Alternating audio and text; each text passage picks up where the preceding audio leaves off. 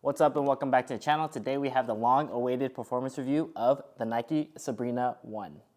Okay, now that I've had these shoes for a few months now, it has taken a little bit longer for me to do the performance review, mostly because I haven't been playing as much volleyball lately, so most of my wear has been at the gym jumping, and then I've been subbing here and there in some leagues, so I've gotten to play both libero and outside hitter in these.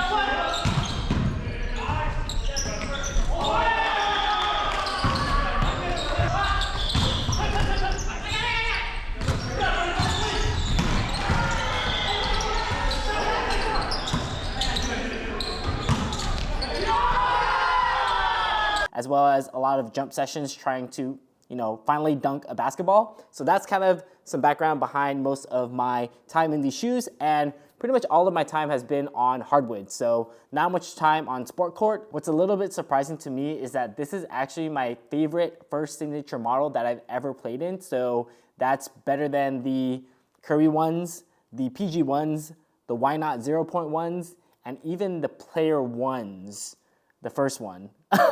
And these are, of course, Sabrina Ionescu's first signature model. They retail for $130. So I ended up going the Nike by You route, which is $160, which is pretty steep, $30 more than the retail price. But that's because I accidentally ordered my size, which is a 9.5, in a women's when I first ordered the Ionic colorway. And so I had to cancel that. And then these were available. So I was like, you know what? I'm just gonna make my own colorway, which is a lot of fun, and pay the premium. So I did go with a Kobe 5 inspired colorway of the Bruce Lee. So mostly a yellow upper with some black and then a hit of red on the outsole, and pretty simple and clean. I really like how they turned out. So starting with the upper end materials, not gonna expect anything premium or fancy here, especially since it's the first signature model. This gives the brand a little bit more room to grow and improve on that as more models come out. But mostly a mesh upper all around. It's see-through both on the lateral and on the medial sides. Very lightweight, very breathable, and it's pretty comfortable. It does take a little bit of breaking in when you first start playing in them, so they might feel a little bit stiff, but give it some time and the upper will definitely break in. You can see that my pair is a little bit creased in the forefoot area, which is a little bit expected, but that's what's gonna happen when you play basketball, volleyball in your shoes. As far as the padding around the ankle and the Achilles, it's pretty standard, so it's not extra plush, but it does get the job done. Same goes for the tongue. There's not a whole lot of padding here, but I didn't have any complaints as far as lace pressure, so I think these fly wire strands on the lateral and on the medial side help a lot with providing extra containment to improve the fit, as well as reduce as well as reduce a lot of the lace pressure so that it's evenly distributed across the midfoot. But moving on to the fit and containment along those lines, as far as the lacing system and the fly wire in the midfoot, this fit of the shoe feels really good in my opinion. Very one-to-one, very snug, pretty similar to the Kobe 5 in fact. So if you have a normal foot or a narrow foot, I would probably go true to size, especially if you're gonna play in these. But if you're wide footers, probably safer to go a half size up. Me, I went true to size, which is a 9.5, and it's the same size I get in pretty much all of my Nike shoes. So in general, if you have Kobe's or wear Kobe's, I would say just get the same size you get in your Kobe's. Moving on to the traction, nothing fancy here again, just your tried and true herringbone, except in a different format. So it's kind of swirly throughout the whole length of the outsole, but with the solid rubber outsole and with this outrigger here, you can see on the lateral side, which again, similar to the Kobe Pro 5, this traction setup worked really well for me on clean and on dusty courts.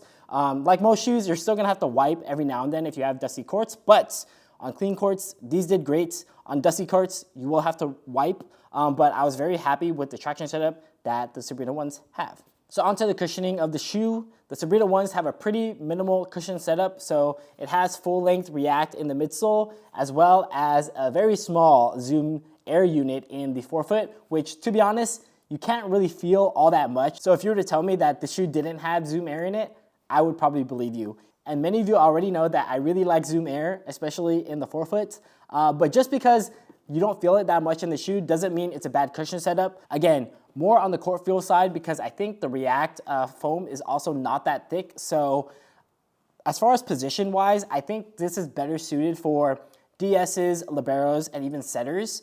Maybe not the best for outside hitters or middles or right sides or anyone jumping in the front row a lot because there's not a whole lot of impact protection, especially with the React cushioning and the very minimal forefoot Zoom unit. And I really wish that this shoe had some sort of plate in the middle to help with springiness and like to kind of help with cushioning, especially impact protection on landing, which it doesn't have. So there's not a whole lot of rigidity in the midfoot. So I ended up taking out the default insoles, which are these right here, and they're pretty much nothing. They're really flimsy. And I replaced it with my favorite performance insole, which is Move Game Day Pro. If you haven't seen my video review on these insoles, as well as the other insoles that Move has, you can check out that video. But replacing this with the default insole made such a big difference, in my opinion. It improved step-in comfort from the cushioning perspective, and it added that missing plate that I wish this shoe had, which this has now. So if I add this to the shoe, all right, so now with the Game Day Pro midsole in this shoe, it has a little bit more rigidity in the midfoot, so that will provide torsional rigidity as well as a little bit more springiness when you're landing and when you're taking off. So even though it might seem a little bit minor, replacing this default insole with your favorite performance insole can make the biggest difference. And whenever I rock these, I'm definitely gonna be rocking them with these insoles. So overall, I think this is a great signature model. Will definitely crack the rotation. Do I like other shoes better, like the LeBron 20? Yes, but that's like in a whole different price range. That has 19 other shoes before it. This is the first one, so I think Nike did a great job. There are a lot of NBA players who are rocking them in the NBA, so like Drew Holiday, Jordan Clarkson, to name a couple. And there are a lot of great colorways.